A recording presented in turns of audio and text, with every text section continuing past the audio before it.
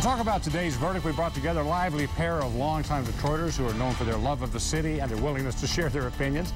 Sam Riddle, a longtime political consultant who not only knows what Kwame Kilpatrick is going through tonight, but you know what's going on at City Hall. Also attorney Mike Stefani, who sued and won when his then client Gary Brown was fired by the Kilpatrick machine. Boy, do we remember that. Mike, let's start with you because it seemed like the text messages that you brought forward in your case, I mean, they were the big hammer in the room. All of the jurors were talking about those text messages. So were the prosecution and the defense? They definitely played an important role, and I was just lucky that we were able to get them in our case, and because I'm not sure most people knew they were available. Most people felt when you text message someone, the record only recorded the number you called or the number that was calling or texting.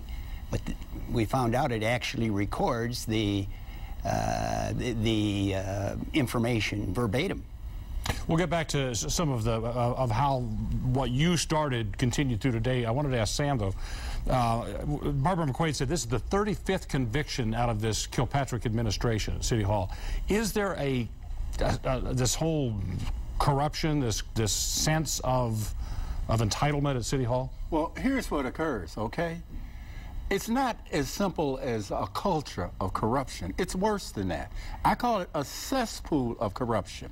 And we behave as if that's how we do things, and it's the right way to do things. But I can tell you, as one who's wallowed in that cesspool of corruption, it's not how we should do things. The people of Detroit deserve honesty in their leadership. Quite frankly, they haven't been getting anything close to that, and the people of Detroit deserve much more than they've gotten. And quite frankly, when I apologize to the people of Detroit for my behavior, I cannot give an ESPN-like apology.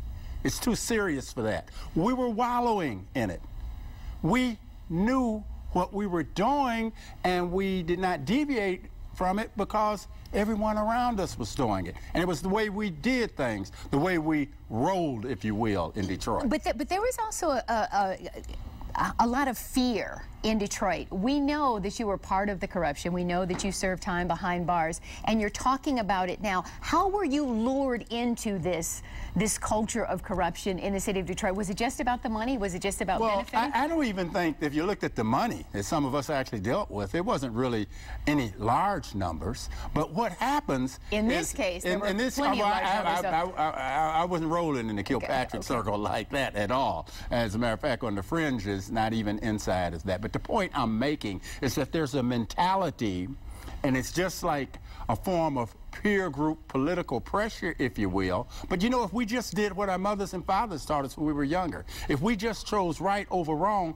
we wouldn't get caught up in that crap. Somewhere along the way, we lose our way. Mike Stefani, the text message scandal really kind of set in motion this idea that the Kilpatrick administration was not invincible. Would you agree with that? I would. I think it showed, of course, I was saying for 3 years before we got the text messages that Kwame Kilpatrick was a very untruthful person from the depositions I took. Many instances where he was just fabricating information. So the text messages, though, really put the... But you got in trouble yourself for bringing these text messages forward. I mean, do you regret it at all, or are you just glad that you brought to light this case and so many others?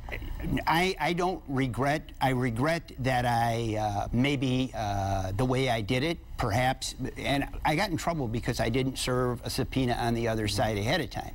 However, I knew if I served it, they would prevent the documents me from getting the documents because they had done it in the past. And I felt that they played some dirty tricks on me, and that entitled me to play some dirty tricks on them. But it's not the way a lawyer should conduct themselves. As a matter of fact, this guy should probably have received a Pulitzer himself. All right, we're going to have to stop it right there. Mike Stefani, Sam Riddle, thank you for joining us. And we'll be right back.